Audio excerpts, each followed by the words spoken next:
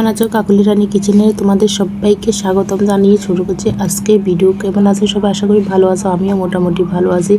মটর ডাল, সজনের ডাঁটা আর হলো গিয়ে শসা দিয়ে ভীষণ মজার একটি রেসিপি তোমাদের সাথে আমি শেয়ার করবো। তো চলো ভিডিওটি শুরু করে। তো প্রথমে আমি সব কিছু কেটে ধুয়ে রেডি করে নিলাম। ডাল কিন্তু আগে বসিয়ে দিলাম, ডাল পাশে চুলায় বসিয়ে দিলাম, সিদ্ধ হয়ে আসছে।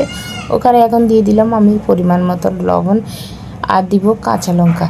আর যেগুলো আমি ভাজি করব সেগুলোর সঙ্গেও কিন্তু আমি লবণ দিয়ে থাকবো, সেজন্য একটু বুঝ মতন লবণটা দিতে হবে, তা না হলে কড়া হয়ে মানে লবণটা বেশি হয়ে যাবে। তো আমাদের নোয়াখালীর বাসায় বলে কড়া। তো তোমরা কে কী নামে বলো সেটা আমাকে জানিয়ে দিবে। আবার অনেকে বলে থাকে লবণ চড়া। যাই হোক, গুড়িহিরি একটাই কথা, লবণ বেশি হলে খাওয়া যায় না, লবণ কম হলে আবার মিক্স করে খাওয়া যায়। এখন সজনের ডাঁটাগুলো ভেজে নেব। এখানে একাডিম সজনের ডাঁটা আছে, তো এগুলা এখন ভেজে নেব। হালকা একটু লবণ দিয়ে দিলাম আর একটু হালকা হলুদ দিয়ে ভেজে নেব। তো আমি যে ডালটা রান্না করতেছি আজকে সেটা হলো মটর ডাল।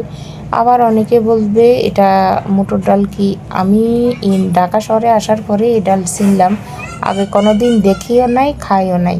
এটা অ্যাঙ্কার বলে, যা বুটের ডাল বলে না, সেটার মতোই দেখতে, কিন্তু এর সাথে একদমই ছোট। যাই হোক, এখন এই যে সজনে ডাঁটাগুলো ভাজা শেষ, তুলে নিতেছি।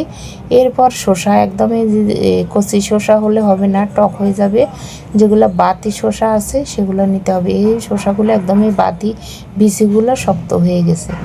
এখন এখানে ওই হালকা একটু হলুদ আর পরিমাণ মতো লবণ দিয়ে ভেজে নেব।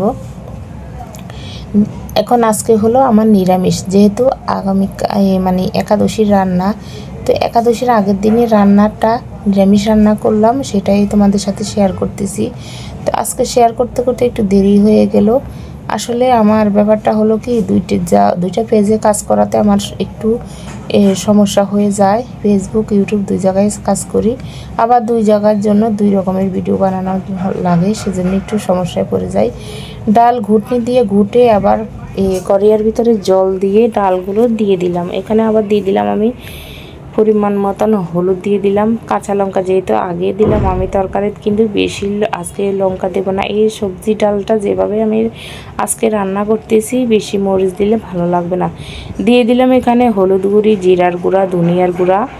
এখন আর কিছুই দেব না, মিক্স করে নেব একদম ভালোভাবে। যখন মশলাটা মিশে যাবে, তারপর আমি ভাজা সজনে ডাঁটা শসাটা দিয়ে দেব। তো এখনই দিয়ে দেব, হয়ে আসছে।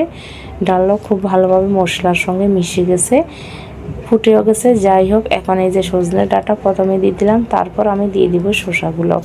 এগুলো দুইটা জিনিস আমি দিয়ে ঢাকনা দিয়ে রেখে দেব প্রায় মানে 5 থেকে 6 মিনিটের মতন। তাহলে তোমার ভালোভাবে শসা আর সজনে ডাঁটাটা মিশে যাবে। তো যাই হোক, তুলে নিলাম। দেখো, এখন ফোড়নটা দেওয়ার পালা। কড়াইতে সরিষার তেল হালকা দিলাম। আমার ঘরে কিন্তু আমার মানে আমার দিদির জামাই আসছে, উনি অসুস্থ, ভীষণ অসুস্থ। ওনার কারণে তরকারিতে আমি কিন্তু কম মশলা ব্যবহার করতেছি।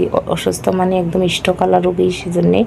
যাই হোক, পাশের চুলায় কিন্তু আমি আবার দুধ বসিয়ে দিলাম, মানে একটা ওই যে শুটকি বলে না, শুটকি রান্না করতেছি, চুটকি সেটা। তো যে দুধ দিয়ে, তো এখন এখানে দিয়ে দিলাম শুকনো লঙ্কা, তেজপাতা, থেতো করা আদা, ব্যাস আর কিছুই দিলাম না। 5 ফোড়ন দিলাম। যাই হোক, এখন যখন সব কিছুই হয়ে আসছে, তারপর আমি সবগুলা ডাল সবজি দিয়ে দিলাম। যাই হোক, 2 বাটি হয়ে গেছে, অনেকটাই হয়ে গেছে। আবার সমস্যা নেই, আমরা বেশি পরিমাণে মানুষ আছি, অনেকজনই মানুষ আছি, আমাদের 2 বেলা খুব ভালোভাবে হয়ে যাবে। রান্নাটা হয়ে আসছে, এখন নামিয়ে নেব। যাই হোক বন্ধুরা, আজকে আমার সবজি ডাল রেসিপি তোমাদের কেমন লাগলো অবশ্যই জানিয়ে দেবে। ভিডিওটি ভালো লাগলে লাইক, কমেন্ট, শেয়ার করবে।